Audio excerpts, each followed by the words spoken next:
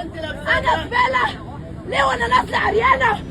باذن الله هيترد في اهل بيتك، في اهل بيتك هيترد، في اهل بيتك هيترد، وهيترد لك انت كمان في عيالك عشان ما بتدافعش عن بنت.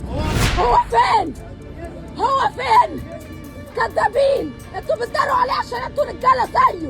خسرت شغلي بسبب متحرش، بسبب شخص من العمال اللي على سلم البارون كان بيمشي ورايا وكان بيحاول ان هو يتحرش بيا، وانا دافعت عن نفسي.